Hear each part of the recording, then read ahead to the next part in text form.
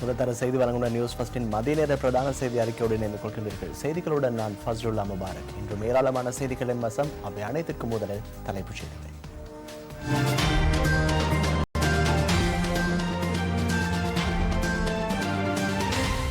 தாதியர்கள் மற்றும் நிறைவுகாண் மற்றும் மேலதிக வைத்திய சேவை அதிகாரிகளின் பணிப்பகிஷ்கரிப்பினால் நோயாளர்கள் அசௌகரியத்தில்.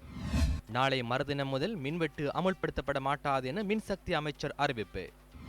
தரம் 5 புலமை பரிசில் பரீட்சையில் தோற்ற வேண்டியது கட்டாயமல்ல, கல்வி அமைச்சர் தெரிவிப்பு. மாத்தறை பெலியத்த புதிய ரயில் மார்க்கம் இன்று திறந்து வைப்பு.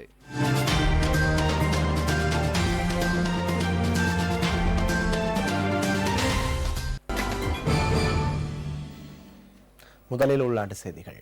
மாத்தறை பெலியத்த புதிய ரயில் மார்க்கம் இன்று திறந்து வைக்கப்பட்டது. அதற்கமைய புதிய மார்க்கத்திலான பயணிகள் போக்குவரத்தும் இன்று காலை ஆரம்பிக்கப்பட்டது. போக்குவரத்து மற்றும் சிவில் விமான சேவைகள் அமைச்சர் அர்ஜுன ரணதுங்கவின் தலைமையில் இந்த நிகழ்வு இடம்பெற்றது. புதிய ரயில் மார்க்கத்தினூடாக மாத்தறையில் இருந்து பெலியத்த வரையில் 20 நிமிடங்களில் பயணிக்க முடியும். பெலியத்த ரயில் நிலையத்தில் இருந்து 7 ரயில்கள் சேவையை ஆரம்பிக்க உள்ளதுடன் அதில் ஒரு ரயில் காலி வரையிலும் 4 ரயில்கள் மருதானை வரையிலும் சேவையில் ஈடுபட உள்ளன. ஏனைய 2 ரயில்களும் யாழ்ப்பாணம் மற்றும் வவுனியா வரை சேவையில் ஈடுபட உள்ளன.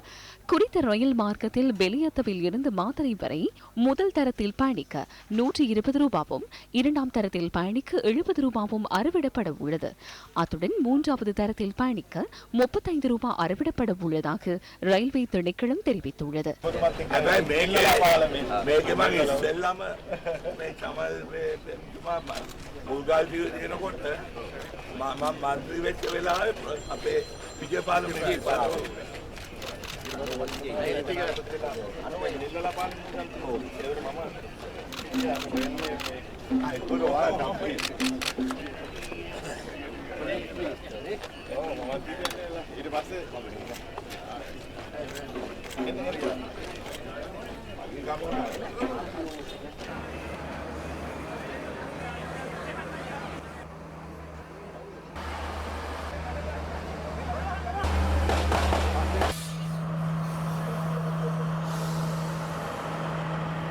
$26 கிலோமீட்டர் நீளமுடைய குறித்த ரயில் மார்க்கம் $278.2 பில்லியன் அமெரிக்க டாலர் செலவில் நிர்மாணிக்கப்பட்டுள்ளது. சீனாவின் எக்ஸிம் வங்கி இதற்கான நிதியுதவியை வழங்கியுள்ளது.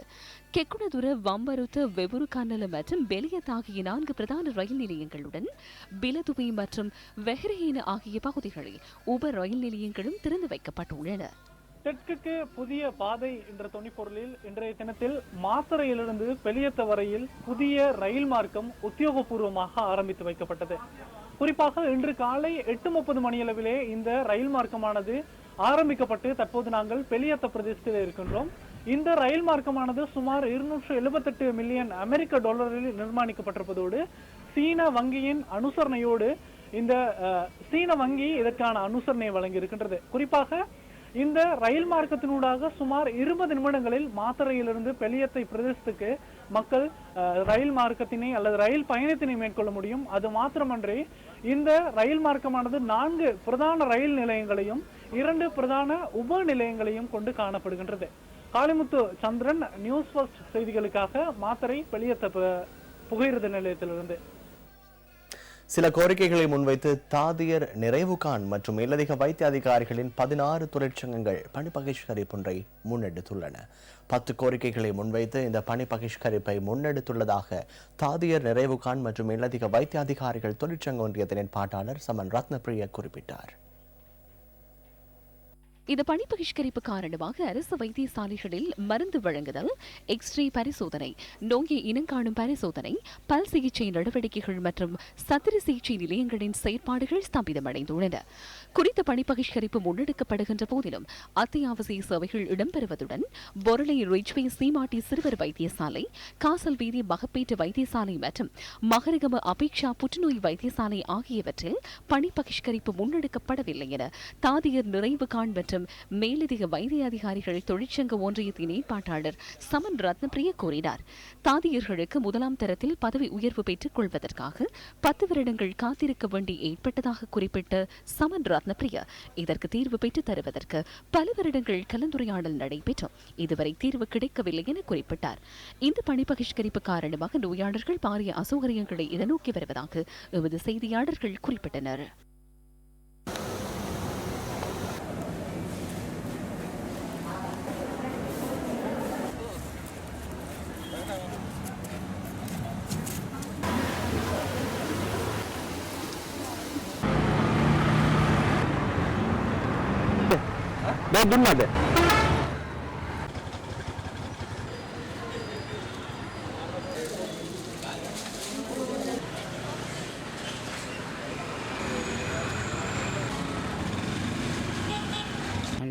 காவல் இருக்கிறேன். நான் மருந்தெடுக்க முடியாமல் இருக்குது. நான் ஆட்டோ முடிச்சு தான் வந்திருக்கிறேன் மகளங்களும் சேர்ந்து. இப்போ நாங்கள் திரும்பி தான் போக வேண்டியிருக்கு. சும்மா இவ்வளோ தூரம் இருந்து நடையில் வசியும் இல்லை ஒன்றும் இல்லை எங்களோட ஊருக்கு. இப்போ குளிச்ச இல்லாட்டி நாங்கள் என்னென்னு போகிற ஒன்றும் இல்லை. நாளை மறுதினம் முதல் மின்வெட்டு அமுல்படுத்தப்பட மாட்டாது என மின்சக்தி அமைச்சர் ரவி கருணாநாயக்க தெரிவித்துள்ளார். கொழும்பில் இன்று முற்பகல் நடைபெற்ற ஊடக சந்திப்பின் பொழுதே அமைச்சர் இந்த விடயத்தை குறிப்பிட்டார். இதேவேளை வீட்டு பாவனைக்கான மின் கட்டணம் அதிகரிக்கப்பட மாட்டாது என மின்சக்தி அமைச்சர் கூறியுள்ளார். கைத்தொழில் துறைக்கான மின் கட்டண திருத்தம் குறித்து தற்போது ஆராயப்படுவதாகவும் மின்சக்தி அமைச்சர் ரவி கருணாநாயக்க சுட்டிக்காட்டியுள்ளார். தரம் 5 புலமை பரிசில் பரீட்சையில் மாணவர்கள் தோற்ற வேண்டியது கட்டாயமல்ல என கல்வி அமைச்சர் அகில விராஜ் காரியவசம் தெரிவிக்கின்றார். புலமை பரிசின் நிதிக்கான வரையறைக்கு குறைந்த வருமானம் பெறும் குடும்பங்களைச் சேர்ந்த மாணவர்களை தவிர்ந்த ஏனையவர்கள் பரீட்சைக்கு தோற்றுவது அவசியம் இல்லை என கல்வி அமைச்சர் கூறியுள்ளார். புலமை பரிசில் பரீட்சையில் தோற்றாத மாணவர்களுக்கு இதனால் எவ்வித சிக்கல்களும் ஏற்படாது என 8/2019 சுற்றுநிருபத்தில் குறிப்பிடப்பட்டுள்ளதாகவும் அமைச்சர் அகிலவிராஜ் காரியவசம் தெரிவித்துள்ளார். மாணவர்களின் எண்ணத்துக்கும் பெற்றோர்களின் விருப்பத்துக்கும் அமைய தரம் 5 புலமை பரிசில் பரீட்சையை எழுத வேண்டுமா இல்லையா என தீர்மானிக்க முடியும் என அவர் கூறியுள்ளார். எனினும் இந்த பரீட்சையை ரத்து செய்வது தொடர்பில் இதுவரை தீர்மானம் மேற்கொள்ளப்படவில்லை எனவும் கல்வி அமைச்சர் சுட்டிக்காட்டியுள்ளார். இதேவேளை 6ஆம் தரத்துக்கு மாணவர்களை இணைத்துக் கொள்ளும் பொழுது வசதி கட்டணம், பாடசாலை அபிவிருத்தி கட்டணம் உள்ளிட்ட அனுமதி வழங்கப்பட்டுள்ள கட்டணங்களுக்கு மேலதிகமாக ஏனைய நிதி அல்லது நன்கொடைகளை பெற்றோர்களிடம் அறவிடுவது முழுமையாக தடை செய்யப்பட்டுள்ளதாகவும் கல்வி அமைச்சு தெரிவித்துள்ளது.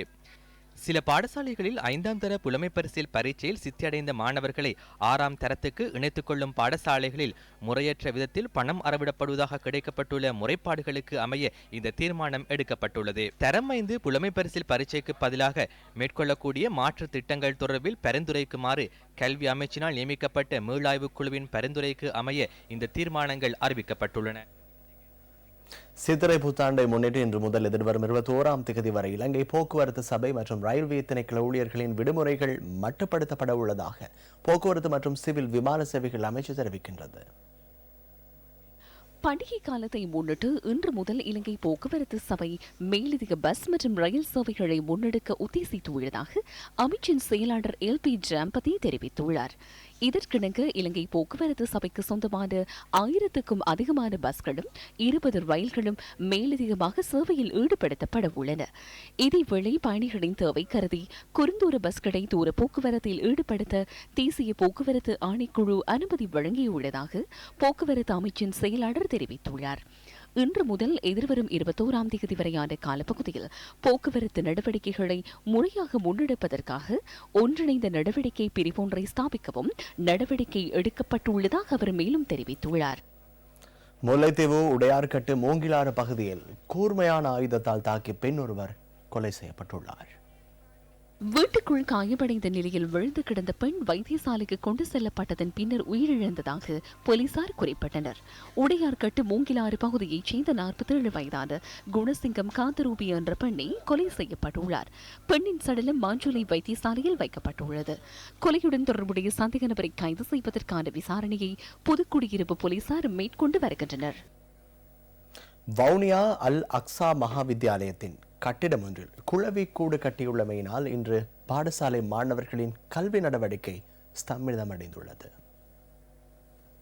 முஸ்லிம் பாடசாலைகளில் தற்போது கல்வி நடவடிக்கைகள் இடம்பெற்று வருகின்ற நிலையில் மாணவர்களின் பாதுகாப்பு கருதி அனைவரும் குறித்த கட்டிடத்திலிருந்து வெளியேற்றப்பட்டுள்ளனர். இந்நிலையில் இந்த மாணவர்கள் அதிக வெப்பத்துடனான வானிலையில் மரங்களின் கீழும் தகர கோட்டிலும் தங்களின் கல்வி நடவடிக்கையை முன்னெடுத்து வருகின்றனர். இதேபோன்று கடந்த மாதம் 7ஆம் தேதியும் பாடசாலையில் இவ்வாறு குழவிக்கூடு கட்டப்பட்டிருந்த நிலையில் மாணவர்களின் கல்வி நடவடிக்கை ஸ்தம்பிதமடைந்திருந்தமை குறிப்பிடத்தக்கது. இது தொடர்பில் அதிகாரிகளுக்கு அறிவித்துள்ள போதிலும் அதிகாரிகள் நடவடிக்கை எடுக்கவில்லை என்பது குறிப்பிடத்தக்கது. எமது பாடசாலையில் தேன்கூடுகள் கட்டப்பட்டிருக்கிறது. இந்த தேன்கூடு சென்ற மாதம் 7ஆம் தேதியும் கட்டப்பட்டிருந்தது.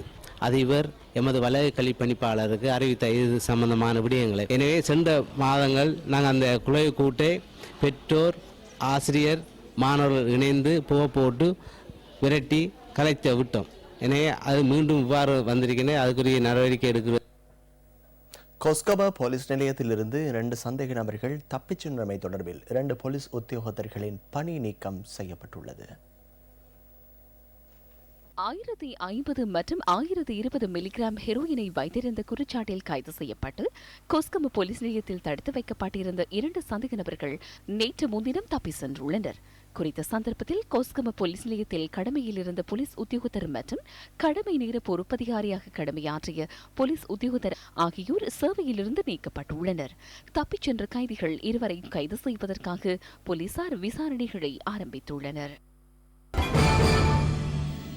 தொடர்வது விளையாட்டு செய்தி. மன்னார் மாவட்ட பிரதேச செயலகங்களுக்கு இடையிலான கூடைப்பந்தாட்ட போட்டி நேற்று நடைபெற்றது. மன்னார் அடம்பன் பாடசாலை மைதானத்தில் நடைபெற்ற போட்டித் தொடரில் 3 ஆடவர் அணிகளும் 3 மகளிர் அணிகளும் பங்கேற்றன. ஆடவர் பிரிவுக்கான இறுதிப் போட்டியில் விளையாடும் வாய்ப்பை மாந்தை மேற்கு பிரதேச செயலக அணியும் மன்னார் நகர பிரதேச செயலக அணியும் பெற்றன. போட்டியில் 34-32 என்ற புள்ளிகள் கணக்கில் மாந்தை மேற்கு பிரதேச சபை வெற்றியீட்டி சாம்பியனானது. இதேவேளை மகளிருக்கான இறுதிப் போட்டியில் மாந்தை மேற்கு பிரதேச சபை அணியும் நானாட்டான் பிரதேச செயலக அணியும் மோதின. போட்டியில் 24-9 என்ற பாரிய புள்ளிகள் கணக்கில் வெற்றியீட்டிய மாந்தை மேற்கு பிரதேச சபை அணி சாம்பியனானது. இத்துடன் நமது மதிய நேர பிரதான செய்தி அறிக்கை நிறைவுக்கு வருகிறது. தொடர்ந்து இணைந்திருங்கள் சக்தி டிவி வழங்கும் நிகழ்ச்சிகளுடன். வணக்கம்.